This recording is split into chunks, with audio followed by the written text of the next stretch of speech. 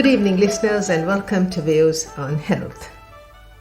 Back with us on the studio, on the program tonight is Dr.Kesara Ratnatunga, Consultant General and Colorectal Surgeon, Teaching Hospital Karapitiya, who's back with us to discuss another aspect of health, and that which is very much under his purview as a general surgeon. And having said that, and welcoming you, Doctor, back to SLBC in our studios, the topic, listeners, tonight is hernia. Again, it's a topic that we have discussed quite some time ago, and some of the topics do keep re-emerging, so to speak, because of the need to highlight why this needs to be addressed, given the fact that more and more patients are presenting the symptoms that bring about these conditions and need medical treatment. Having said that, let me hand the microphone over to you, Dr. Kesara Ratnatunga, to introduce the topic hernia. Thank you, Fatima. So hernias, as you mentioned, are very common, and it's important to understand firstly what a hernia is, how they present, and why is it important to treat them early, and what are the complications that can occur.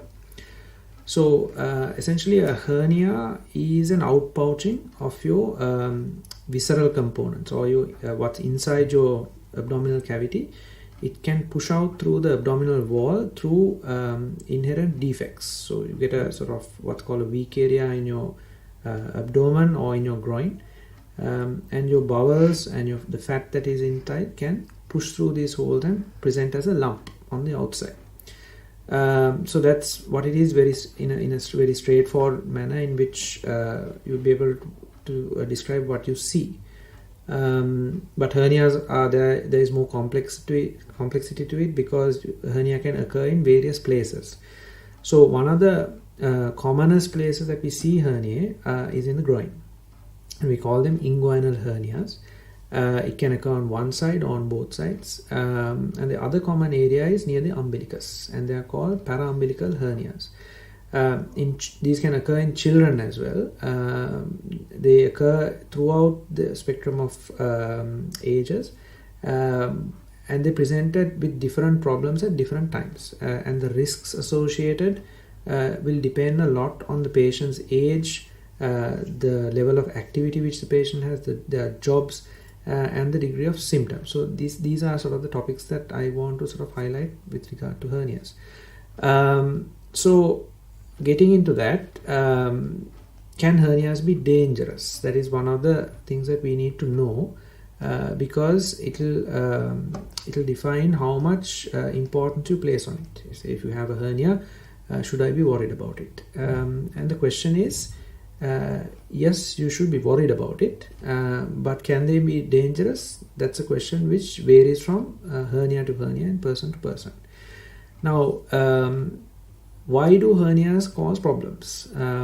For the patient, a hernia causes a problem, one, because it is visible, right? It presents as a lump. It may be a big one, it may be a small one, but to the patient, they perceive a lump, and it can sometimes be seen even through the clothing. So the cosmetic aspect of it is one way. The other way that this hernias cause problems is that they can be symptomatic, in the sense that the patient can have a sense of fullness, or the patient can have pain, and that pain can be intermittent, say when they do heavy manual labor, or when they lift something, or in a certain body posture, it can cause pain, and sometimes when they push and the hernia goes back in, the pain disappears. But when should you think that this is getting out of control? Well, if a hernia is painful and it is you cannot reduce it, you cannot push back in, then those are red flags, or they herald a problem, right?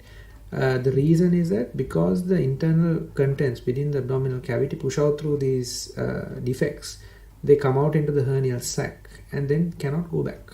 And what happens is that they swell, and it is that swelling that causes the problem. So if a bowel loop comes out through one of these hernial defects and it swells, initially the passage of food through that bowel loop will stop, and you can get what is called intestinal obstruction. When that happens, the patient can vomit, the patient will stop passing stool, they will bloat up, and that can end up in a very uncomfortable situation, and it can also progress to a very life-threatening situation. And if the swelling persists, then what happens is that the blood supply to that hernia stops, and when that happens, that part of the bowel dies, and then it can rupture or burst, and it can cause a very significant threat to your life. So that is the extreme. But if a hernia is causing you problems initially, it is very important to get yourself seen early and treated, because you do not want it to progress to this point. So that is why, in a nutshell, why hernias can be dangerous. So what are the risk factors? Why do certain types of people tend to get hernias? Well, the reason why the internal contents of your tummy tend to push out through these weak areas is that the pressure inside your abdomen is high, and this can be commonly seen in people who smoke. The reason is that when you smoke, you can cough, or you can have a chronic cough, and each time you cough, the pressure inside your tummy goes up, and that tends to push the contents through these defects. And also the cigarette smoke contains chemicals which tend to weaken the collagen, and that causes the weaknesses to become more and more. So people who have a chronic cough, either from smoking or due to other disease like asthma or chronic obstructive pulmonary disease, they can have high incidence of hernia.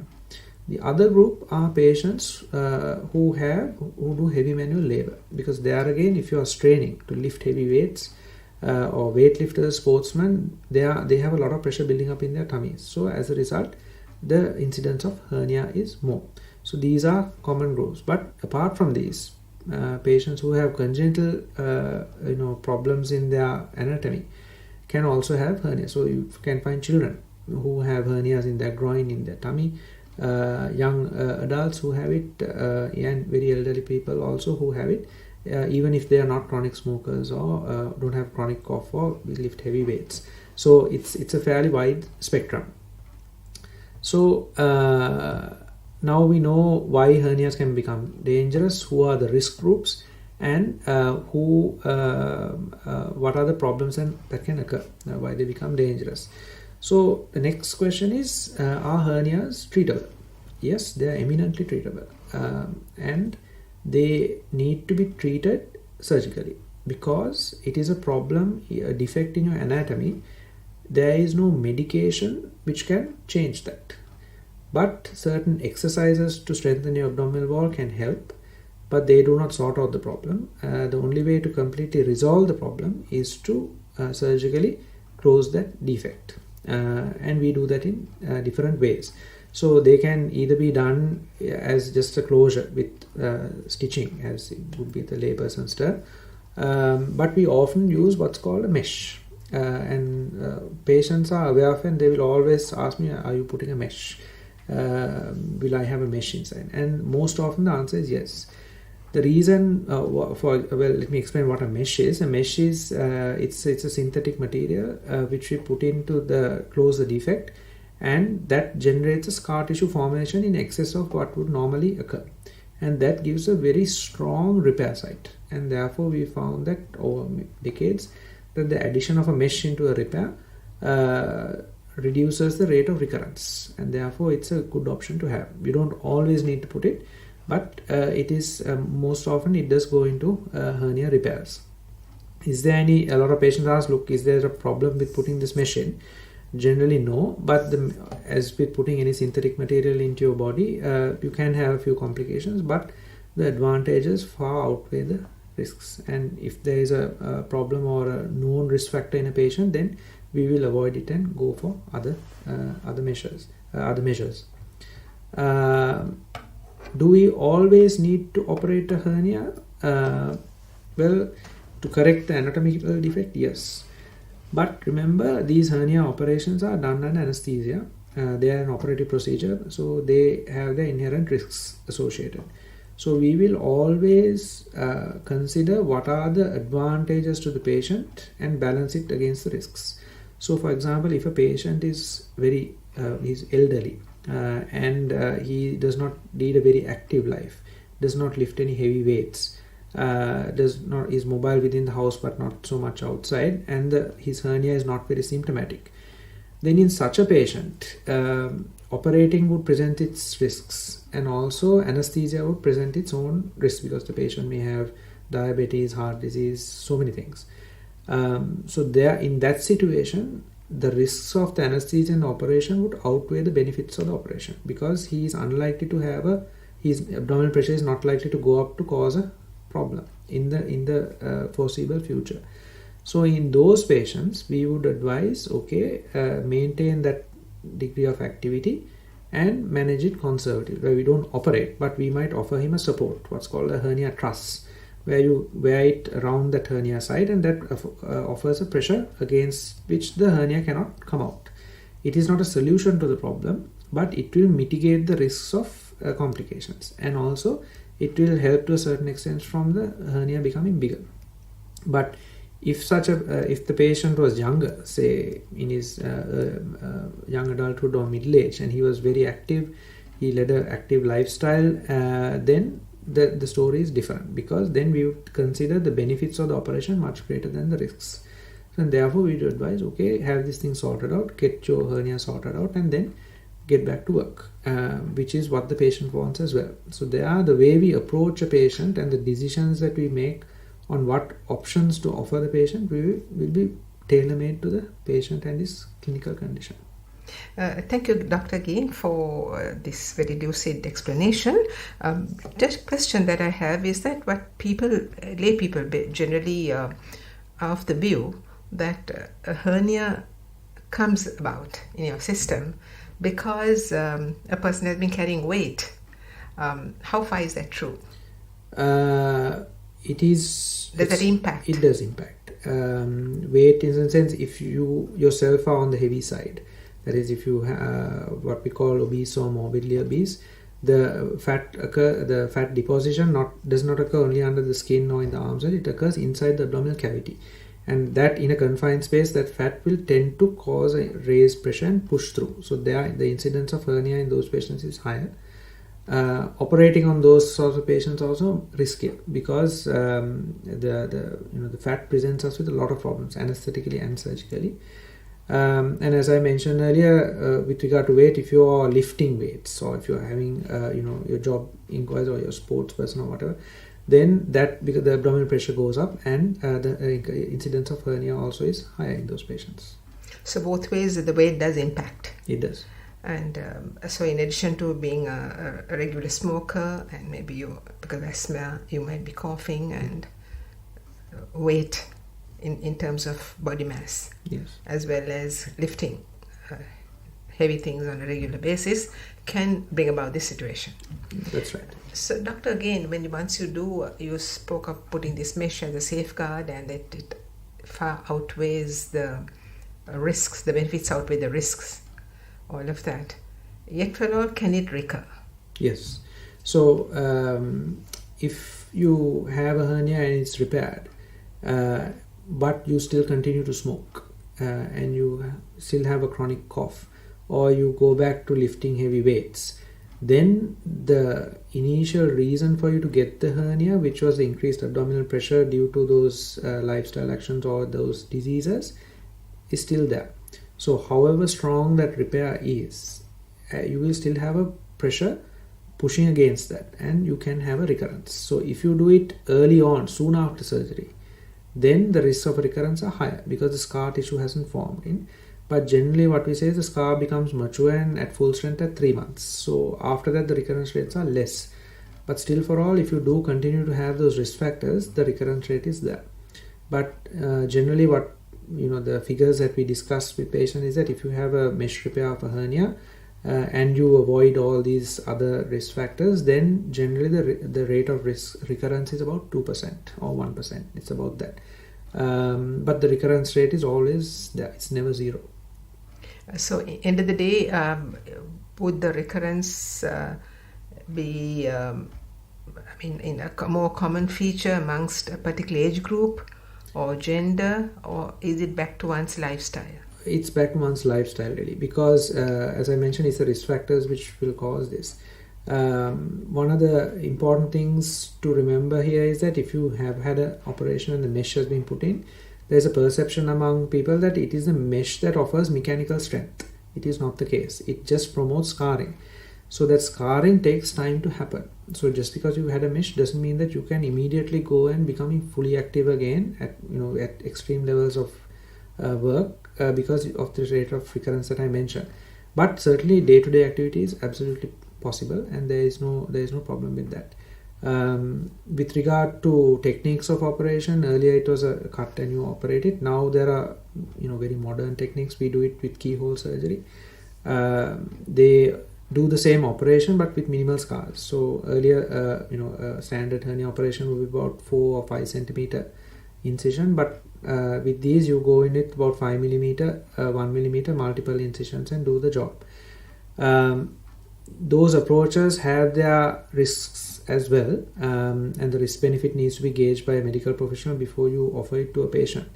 But there are certain instances, for example, if a patient has hernias on both sides of the groin, then instead of making 2 incisions with the minimally invasive, the cameras and the laparoscopic techniques, you can repair that whole thing with 1 set. And certainly if you have had a recurrence where you operated and the hernia has recurred, then again a minimally invasive technique is better because you go in a different tissue plane and do the repair, minimizing risks. In fact, my next question you brought it into focus of the hernia being on both sides. How does that happen? It's the same process because the inherent congenital weaknesses are there because the anatomy is the same, and the risk factors of raised intra-abdominal pressure due to whatever reason affect both sides. So if there is weakness, it will come on both sides. So as a result, would the person who has it on both sides have more discomfort, pain, and whatever that goes with it, as against somebody obviously who has it just on one side? That's variable. So it depends on the whether there's a bowel loop going into both sides or just on one side. Whether the hernia on one side is larger, one may have come in several years before. So that can be quite variable, but certainly have it on both sides can be quite uncomfortable. But there again, it's very varied from patient to patient, what the hernial sac contains and how long they have it and what their lifestyle requires of them. So despite it being on both sides, you will, if possible, surgery will be done to address it on both sides at the same time, or would you do one side at a time according to the situation? It's based on the situation. One of the advantages, as I mentioned, of laparoscopic technique is that in one setting you can address both sides together. That is one of the indications for doing a laparoscopic operation. But even in an open operation, you can do both sides at the same time. But as I said, when you do it on both sides, the inherent pain post-operatively, all that. If you do both sides, then the patient has no good side to rely on until the other side resolves. So that's one way that we put it. But even as an operation, both can be done at the same time. And some patients request it because they don't want to undergo 2 anesthetics. They want to have it done once and for all, and the same time off work, and get back to work, with both problems sorted out. Whereas some people say, okay, I'll have one side done, and once I'm fully recovered, if the other side creates problems, then I'll come back. So the decision as to whether to do both sides at the same time or one is entirely based on your discussion with your doctor and what you want and what the doctor would see as the risks. Because if both sides are very symptomatic and there are issues, then it's probably best to get both done at the same time. But if the symptoms are minimal, then there is some leeway to adjust. And talking of the recurrence, can it again happen on both sides? Yes. As I said, it's purely down to physics. It's pressure versus a weakness with something pushing out. So if both sides have been repaired but the pressures are high and both sides weak, the repairs would be identical usually. The impact on those will be the same. So you can get a recurrence on both sides.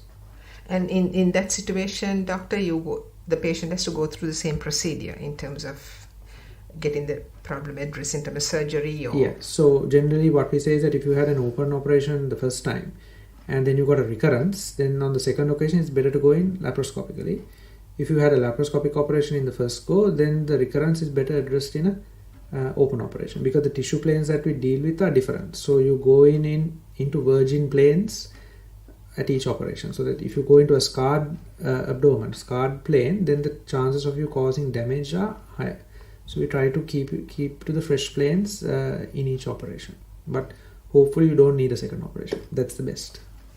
So of course that depends on the person, like you said, and then the system, I mean the type of lifestyle they lead, and whether it will come back or not. That's right. So one of the things that when we talk to patients is that you need to have a complete understanding of what this person's expectations are, and also what his job and his lifestyle requires of him. Because say for a daily wage earner, to operate on him and tell him, look, don't carry heavy weights hereafter, may not be feasible, because that's how he earns a living. So then you need to allow for that and manage the situation as it comes. But a person say working in an office, but he goes to the gym. There again, going to the gym is the reason he got the hernia, but also it's a significant part of his relaxation and his lifestyle. So if you do the hernia and say, look, don't go to the gym again, that it's not practical, and it's not fair to ask a person to do that, because whatever said and done, you are trying to get the patient back to a good quality of life and in comfort. So you have to make adjustments and advise them, look, if you're going to the gym, fine, wear a protective hernia truss. Or if a person is going back to his job which requires hernia, heavy manual labor, but he has other factors like smoking or whatever, then you would advise him, okay, minimize on those, change the way you lift heavy weights and try to minimize them. But you will always have a high risk. If it happens, come back and we'll sort it out. So that's generally the approach that we have. And people, how receptive are they to this type of advice? And yeah, it's a mixed bag actually, because some people will argue with you saying no, just fix it for me and let me get back to my lifestyle, and then we'll see if a problem comes, let's sort it out at that point. Whereas others will be very health conscious and will sit and listen and understand why these things need to be done and take precautions. So it's very varied actually, but ultimately what the patient needs to realize is that we are doing all of this for him or her, and it is their life and their complication, and all of everything that goes with it, it's for them. So listening to advice and changing your lifestyle, the benefit is for the patient. So that's something important to remember. So doctor, if a child has it, if you speak of children having hernia, are the chances of the child or as an adult getting hernia, are the chances more? Because end of the day, you wondering, I mean, when the child has gone through this procedure, then he or she recovers, and then as an adult, would the child get, be more susceptible to a recurrence? That's not very clear cut. Now, the reason why hernias occur in children are different, because sometimes children are born with hernias. They can have groin hernias, they can have abdominal hernias because of congenital defects. So that's a completely different entity to having it as an adult, because that is acquired. So in these, the groin hernias and the umbilical hernias you see it quite frequently in children, but those can be easily addressed, but they need to be done at specific age ranges because of the complications associated. But there are very complex congenital deformities where the abdominal wall hasn't formed properly, and those are major problems, and those things are not common, but when they happen, they are very complex problems to manage. And they generally have other congenital defects as well. But the other hernias in the groin and the umbilicus are you can easily operate on them, and pediatric surgeons generally do that. And they are not really at a greater risk of developing hernias later on, but the repairs that we do for children and for adults are different because of the anatomy, and we don't use measures in children because they're still growing, the scarring is different, and it becomes a problem. So in answer to your question, children do get hernias. They are addressed and they are approached in a different way to adults. Thank you, Doctor. Well, it's been very interesting listening to this discussion on hernia. Time is catching up with us, so May I ask you for your take-home message? Yes, so if you have a hernia, get yourself seen early. Don't wait for a complication to occur. Get yourself seen by a medical professional. A surgeon would need to see you with regard to a hernia, and listen to the advice that is given to you by your doctor, and have a very frank discussion, and manage your lifestyle conducive to the advice that he gives. Thank you, Doctor. Once again, on the note of advice, we end this discussion on hernia, and we place on record our very grateful thanks to you, Dr. Kesara Ratnatunga, Consultant General and Colorectal Surgeon, Teaching Hospital, Karapitiya, for being with us on the program in the midst of your busy schedule and sharing your expert knowledge with our listeners. Thank you so much, Doctor. Thank you. My thanks also go to Achila Gunasekara for technical assistance. I'm Fatima Razikali saying good night, and hoping to be with you next month at the same time on Views on Health.